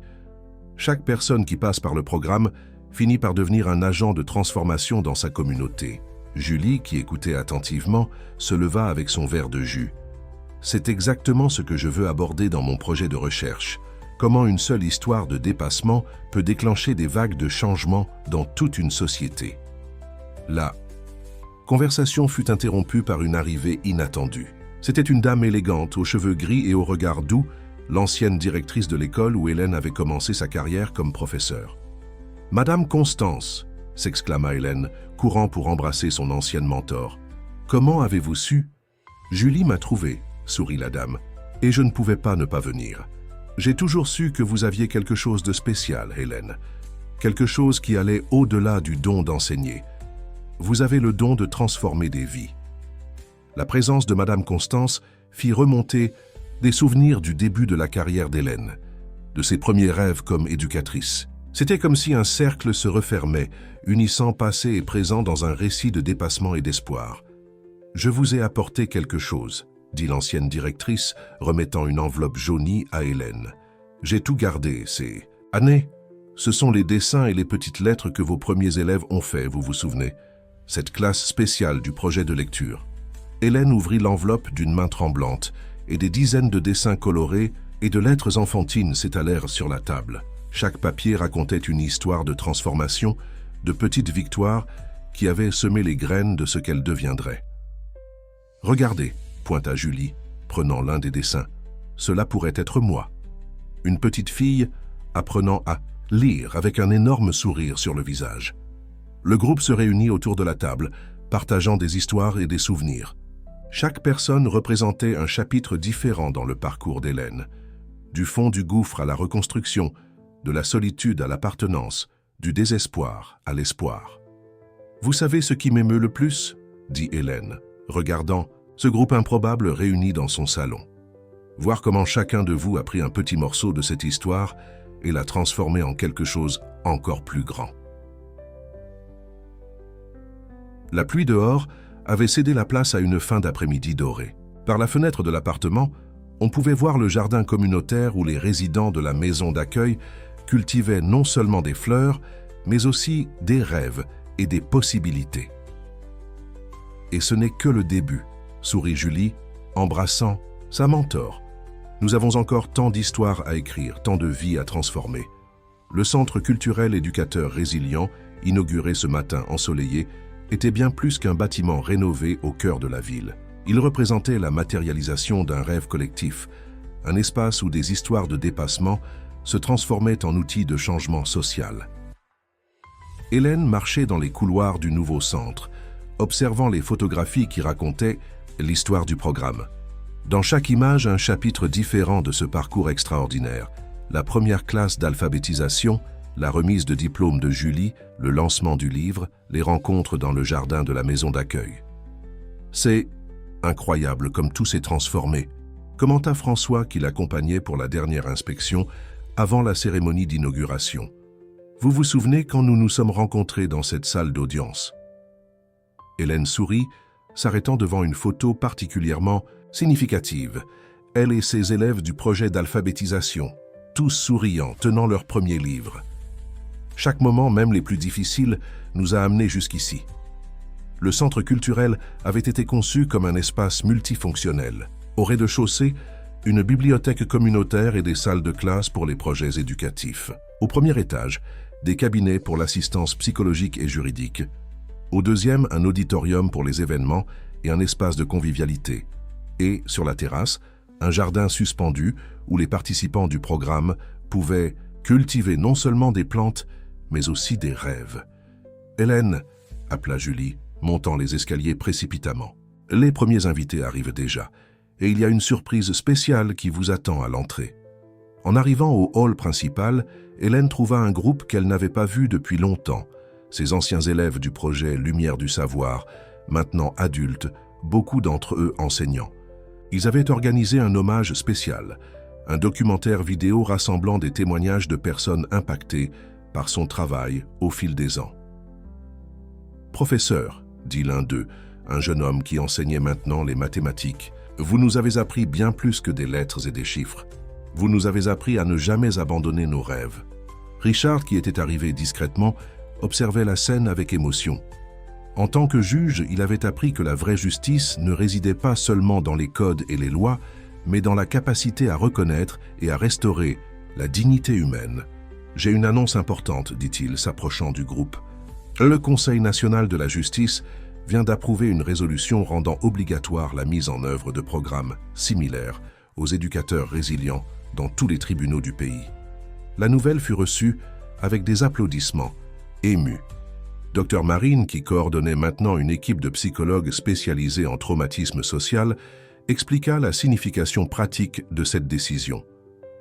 Cela signifie que plus de personnes auront accès à un système de justice véritablement humanisé. Le centre commença à se remplir d'invités de toutes sortes. Professeurs, élèves, professionnels du judiciaire, bénévoles, résidents de la maison d'accueil. Chaque personne portait une histoire de transformation, une partie de cette mosaïque de dépassement et d'espoir. Madame Marguerite, maintenant directrice d'une école municipale, avait amené une classe d'élèves pour présenter une chorale. Les enfants chantèrent une chanson spécialement composée pour l'occasion, parlant de recommencement et de seconde chance. « Hélène » appela François, indiquant qu'il était temps pour son discours d'inauguration. Tout le monde attend. Montant. Sur la petite scène installée dans le hall, Hélène sentit le poids de toutes les histoires qui s'entrelaçaient à ce moment. Elle regarda les visages souriants qui l'observaient. Julie, maintenant une éducatrice prometteuse. Richard, qui avait transformé sa propre vision de la justice. François, qui avait rendu possible tant de recommencements. Ce centre, commença-t-elle sa voix claire et émue, n'est pas seulement un bâtiment, c'est un symbole de comment l'amour, l'éducation et la solidarité peuvent transformer des réalités. Chaque salle, chaque couloir, chaque espace ici a été pensé pour accueillir des rêves et cultiver des espoirs. Au premier rang, Madame Marie-Josée tenait fièrement son premier livre de poésie, écrit après avoir appris à lire. À ses côtés, Pierre souriait, totalement rétabli et à nouveau passionné par la profession d'enseignant. Il y a 2 ans, j'étais perdu dans les rues, invisible aux yeux de la société. Aujourd'hui, nous sommes tous ici, célébrant non seulement mon histoire, mais l'histoire de chaque personne qui a trouvé dans ce programme une chance de recommencer. Les paroles d'Hélène résonnaient dans le hall, touchant les cœurs et provoquant des réflexions. Ce n'était pas seulement un discours d'inauguration, mais un témoignage vivant de comment l'éducation peut être un outil puissant de transformation sociale. Ce centre, conclut-elle, est dédié à tous ceux qui sont encore là dehors, cherchant leur chemin de retour. À tous ceux qui, même dans les circonstances les plus difficiles, gardent vivante la flamme de l'espoir. Parce que chaque histoire de dépassement est une graine au vent, capable de fleurir dans les lieux les plus improbables. La salle de Disontunzenden, réunion du centre culturel, bouillonnait d'énergie ce matin-là. Des représentants de 5 pays européens étaient venus pour connaître de près le programme éducateur résilient et planifier sa mise en œuvre dans leurs nations respectives. Hélène, assise en bout de table, s'étonnait encore de la dimension que son projet avait atteinte. « C'est impressionnant comment vous avez réussi à intégrer assistance sociale, éducation et système judiciaire », commenta Maria González, coordinatrice éducative d'Espagne. « Dans notre pays, nous avons beaucoup de professeurs confrontés à des situations similaires. » Julie, maintenant une éducatrice diplômée et partie intégrante de l'équipe de coordination, présentait les données les plus récentes du programme.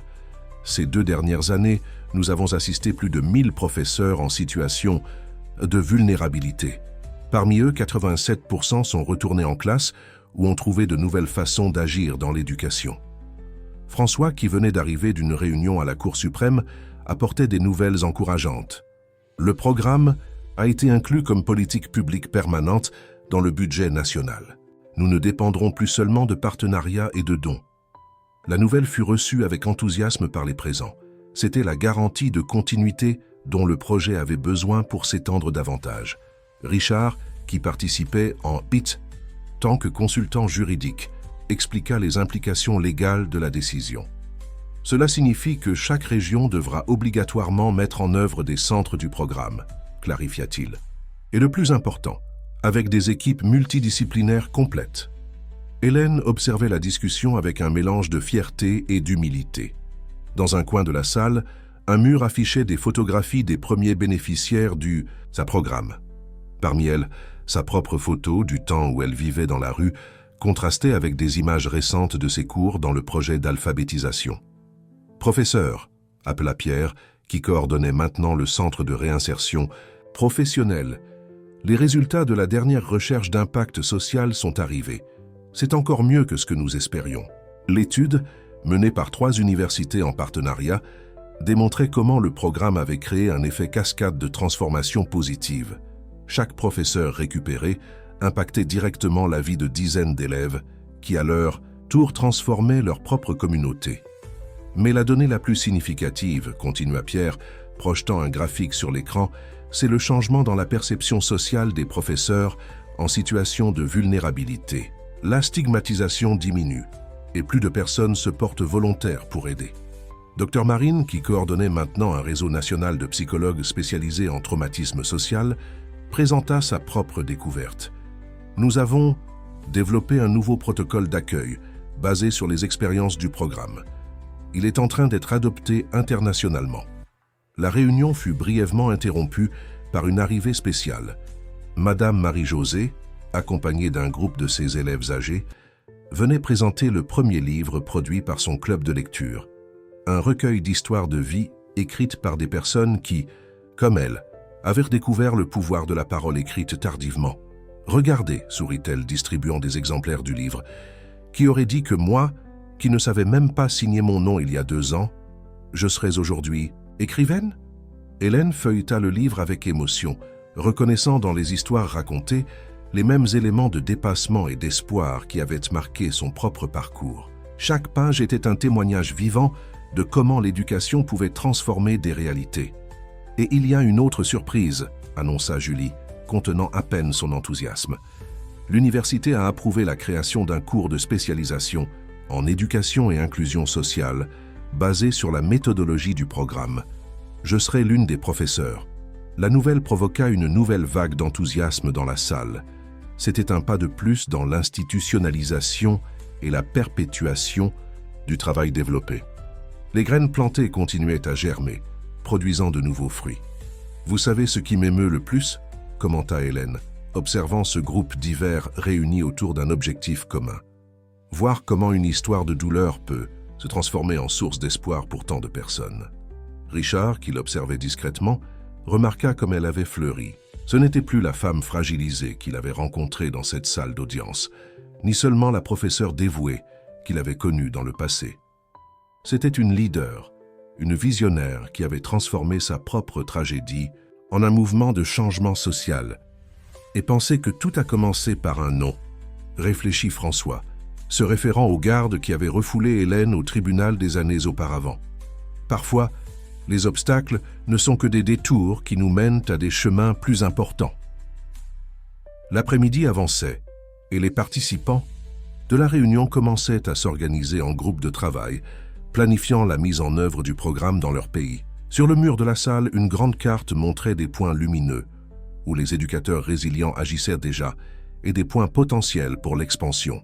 C'est comme une constellation, observa Maria González, chaque point de lumière connecté à d'autres, formant un réseau de transformation et d'espoir. Le jardin suspendu du centre culturel était particulièrement beau cette nuit-là. Des lumières délicates pendaient entre les plantes, créant une atmosphère magique pour la célébration du 2e anniversaire du programme Éducateurs résilients. L'espace, autrefois vide, débordait maintenant de vie et d'histoires de dépassement.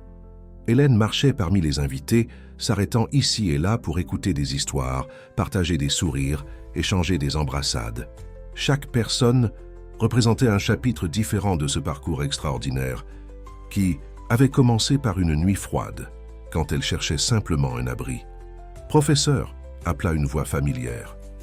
C'était Charles, l'un des premiers bénéficiaires du programme, aujourd'hui coordinateur d'un centre dans une autre région. « J'ai amené quelqu'un de spécial pour vous rencontrer. » À ses côtés se tenait une dame d'environ 70 ans, son ancienne institutrice de primaire. « Madame Hélène, dit la dame, émue, quand j'ai vu votre histoire à la télévision, j'ai eu besoin de venir vous remercier. Vous réalisez le rêve que beaucoup d'entre nous avions, créer un réseau de protection pour les éducateurs. » La conversation fut interrompue par Julie, qui monta sur la petite scène installée parmi les fleurs. « Attention tout le monde, nous avons une annonce spéciale à faire. » La jeune éducatrice, maintenant coordinatrice du programme de formation de nouveaux multiplicateurs, irradiait de bonheur. À ses côtés, Dr Marine et François se préparaient à partager les dernières conquêtes du projet. Le programme Éducateur Résilient a été sélectionné pour recevoir le prix international d'innovation sociale, annonça Julie. Mais, plus important que cela, la méthodologie que nous avons développée sera mise en œuvre dans 15 autres pays au cours des 2 prochaines années. Des applaudissements enthousiastes résonnèrent dans le jardin. Parmi les présents, divers représentants internationaux souriaient, sachant que bientôt ils apportèrent cette lumière à leur propre nation. Richard, qui observait la scène adossée à une colonne, sentit son cœur se réchauffer. En tant que juge, il avait appris que parfois les plus grandes transformations commençaient dans les lieux les plus improbables, comme une salle d'audience par un matin apparemment ordinaire. « C'est incroyable comme tout se connecte, n'est-ce pas ?» commenta-t-il, s'approchant d'Hélène. « Chaque décision, chaque rencontre, chaque moment nous a amenés jusqu'ici. » Hélène sourit, observant le jardin rempli de personnes qui, comme elle, avaient trouvé un nouveau chemin à travers l'éducation et la solidarité. « Vous savez ce que j'ai appris ces 2 dernières années, Richard? Que nos plus grandes fragilités peuvent se transformer en notre plus grande force. » Madame Marie-Josée, maintenant une écrivaine publiée, coordonnait un cercle de lecture dans un coin du jardin. Ses élèves, tous des personnes âgées qui avaient appris à lire tardivement, partagèrent des histoires et des rêves avec la même joie que des enfants découvrant le monde. Pierre, rétabli et épanoui dans sa vocation de professeur, orientait un groupe de nouveaux éducateurs sur des techniques d'enseignement adaptatif. Son expérience dans la rue s'était transformée en un outil précieux pour comprendre et aider d'autres en situation de vulnérabilité. « Hélène » appela François, s'approchant avec une enveloppe dans les mains. « Ceci vient d'arriver de l'UNESCO. Ils veulent transformer le programme en un modèle global de politique publique éducative. » La nouvelle était plus qu'une conquête institutionnelle. C'était la confirmation que de petits actes de compassion et de courage pouvaient en effet changer le monde. Hélène se rappela ses nuits dans la rue, comment même là, entre cartons, et désespoir, elle n'avait jamais cessé d'enseigner. « Parfois je me demande, dit-elle, regardant le ciel étoilé au-dessus du jardin, combien d'autres professeurs sont encore là dehors, ayant juste besoin d'une chance, d'un regard de reconnaissance. » Julie, qui avait rejoint le groupe, embrassa sa mentor. Et c'est pour cela que nous continuons à étendre le programme, n'est-ce pas? Pour qu'aucun éducateur ne se sente seul, pour qu'aucun rêve d'enseigner ne se perde dans les ombres. La nuit avançait, mais personne ne semblait disposé à partir.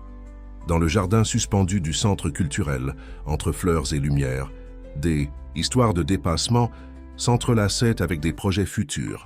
C'était comme si chaque personne était une petite lumière, partie d'une constellation plus grande d'espoir et de transformation. « Vous savez ce qui m'émeut le plus ?» demanda Hélène, observant cette scène. « Voir comment chaque personne qui passe par le programme devient une source de lumière pour d'autres. C'est un cycle infini de renouvellement et d'espoir. » Richard acquiesça, comprenant profondément le sens de ses paroles. Peut-être est-ce là le vrai sens de l'éducation, non seulement transmettre des connaissances, mais illuminer des chemins, construire des ponts, transformer des vies. Au centre du jardin, un nouveau plan d'IP avait été planté pour marquer l'anniversaire du programme. Comme ce petit arbre, les éducateurs résilients continuaient à croître, étendant leurs branches, offrant abri et espoir à ceux qui, comme Hélène un jour, avaient juste besoin d'une chance pour fleurir à nouveau. L'auditorium principal de l'ONU à New York était rempli d'attentes. Des délégués de divers pays, des éducateurs et des militants sociaux s'étaient réunis pour la présentation du programme Éducateurs résilients comme un modèle global de transformation sociale. Au premier rang, Hélène respirait profondément, se préparant à partager son histoire avec le monde. Julie, maintenant une chercheuse respectée en éducation inclusive, ajustait le microphone sur le blazer de sa mentor. « Vous vous souvenez de ce que vous me disiez toujours quand j'étais nerveuse avant les présentations? Notre histoire est plus grande que notre peur. » Hélène sourit, touchée par le souvenir. Elle observa le public diversifié, des visages, de différentes nationalités, tous unis par le même objectif de transformer l'éducation en un véritable outil de changement social. Parmi eux, elle pouvait voir Richard, François et Dr Marine, qui avaient voyagé pour offrir leur soutien dans ce moment historique. « Mesdames et messieurs, » commença le président de la session, « nous avons aujourd'hui l'honneur de recevoir un projet qui a révolutionné la façon dont nous traitons les éducateurs en situation de vulnérabilité. Un programme qui a commencé par une histoire personnelle et s'est transformé en un mouvement global. » Hélène se leva et marcha jusqu'au pupitre. Les images sur l'écran derrière elle montrèrent des moments marquants des 3 dernières années. La première classe d'alphabétisation, l'inauguration du centre culturel, les expansions internationales du programme, des visages souriants, 2 professeurs qui avaient trouvé un nouveau chemin. « Il y a 3 ans, commença-t-elle, sa voix claire et émue. J'étais juste une personne invisible dans les rues de Paris, une ex-professeure qui avait tout perdu, sauf sa volonté d'enseigner. Même dans les moments les plus difficiles, entre carton et solitude, je continuais à partager des connaissances avec d'autres sans-abri. » Le public écoutait dans un silence respectueux, beaucoup connaissant déjà son histoire à travers le documentaire qui avait circulé internationalement. « Ce qui s'est passé ensuite, continua-t-elle, n'a pas été seulement mon histoire de rédemption personnelle. Ça a été l'éveil d'une conscience collective sur la façon dont nous traitons nos éducateurs, sur comment nous permettons que ceux qui dédient leur vie à illuminer des esprits puissent finir dans les ombres de la société. » Sur l'écran, des images du programme dans différents pays se succédaient.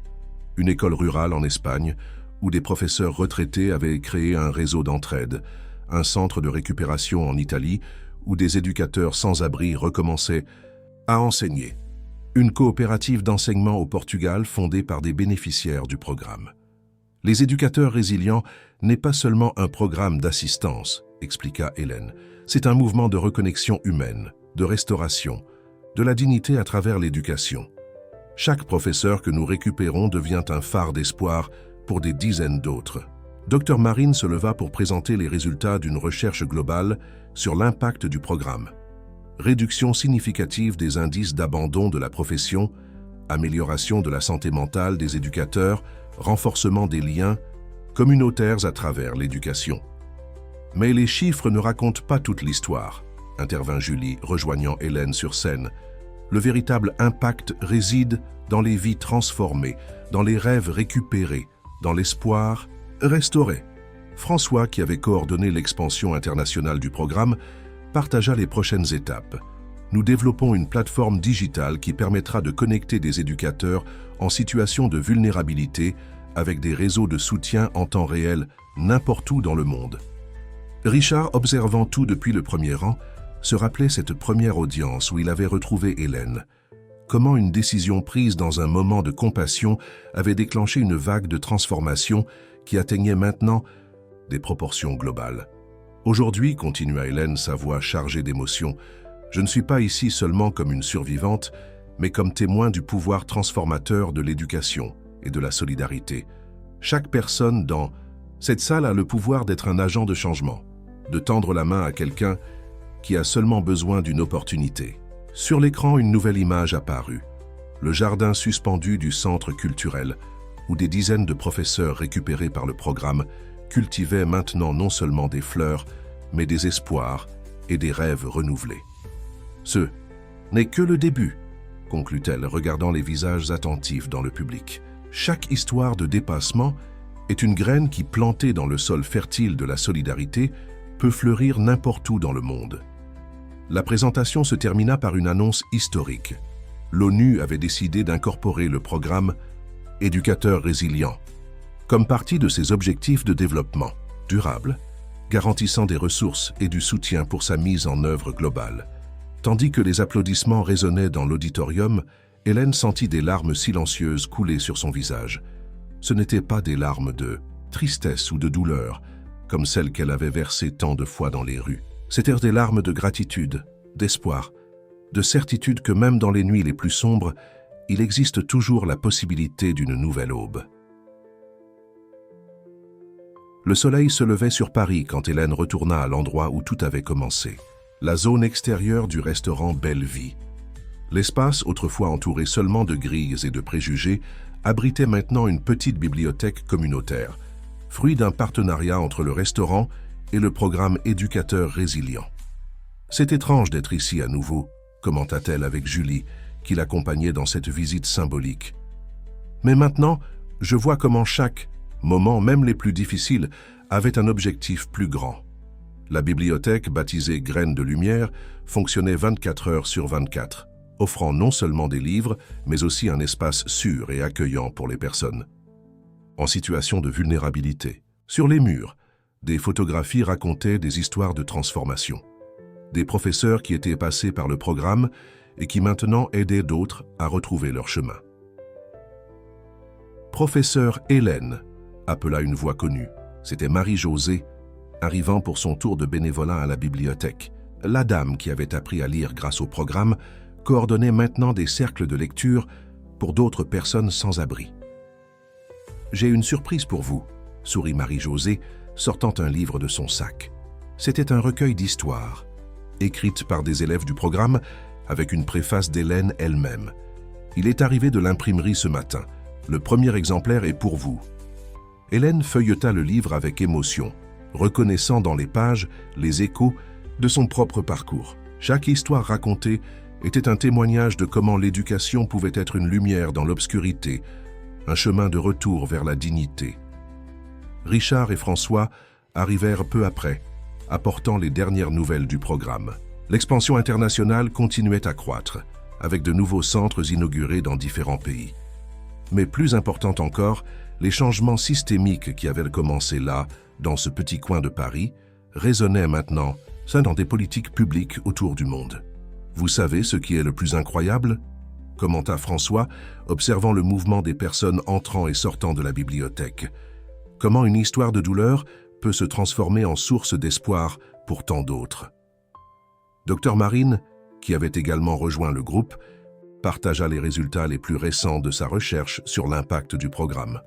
Il ne s'agit pas seulement de secourir des personnes de la vulnérabilité, il s'agit de reconnecter la société avec ses valeurs les plus profondes de compassion et de solidarité. Un groupe d'étudiants en pédagogie, dirigé par Julie, arriva pour une nouvelle journée de travail bénévole.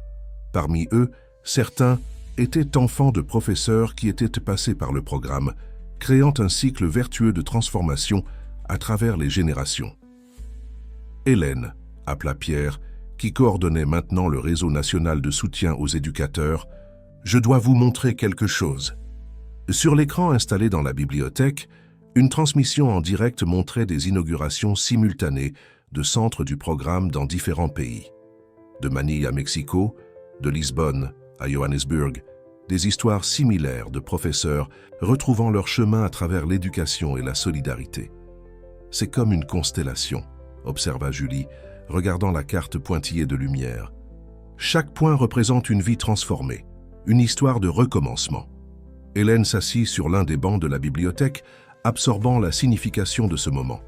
Autour d'elle, des gens lisaient, conversaient, partageaient des rêves et des espoirs. L'espace qui un jour avait été son dernier recours d'abri était maintenant un portail de transformation pour tant d'autres. « Vous savez ce que cela signifie ?» demanda Richard s'asseyant à ses côtés. « Cela signifie qu'aucune histoire de douleur n'est le chapitre final. Chaque défi peut être le début de quelque chose d'extraordinaire. » Le soleil était déjà haut quand Hélène réunit tout le monde pour un moment spécial. C'était l'heure de planter un nouvel arbre dans le jardin de la bibliothèque, un ipé jaune, symbole de renouveau et d'espoir. « Cet arbre, dit-elle, tandis que ses mains touchèrent la terre, représente chaque personne qui est passée ou passera encore par ici. Ces racines sont nos histoires de lutte, ces branches sont nos rêves récupérés, ces fleurs sont la beauté qui surgit quand nous n'abandonnons pas notre foi. Tandis que le groupe se réunissait autour du jeune arbre, Hélène regarda le ciel bleu de Paris. Quelque part dans la ville, peut-être à ce moment précis, quelqu'un avait besoin d'aide, d'un regard de reconnaissance, d'une chance de recommencer. Notre histoire ne s'arrête pas ici, sourit-elle, embrassant Julie. En fait, elle ne fait que commencer. Parce que tant qu'il y aura un éducateur ayant besoin de soutien, une personne cherchant la connaissance, un rêve demandant à être réalisé, nous continuerons à être des graines d'espoir, des lumières, dans l'obscurité, des ponts vers de nouveaux recommencements. Le vent doux du matin balançait les feuilles du nouvel arbre, comme si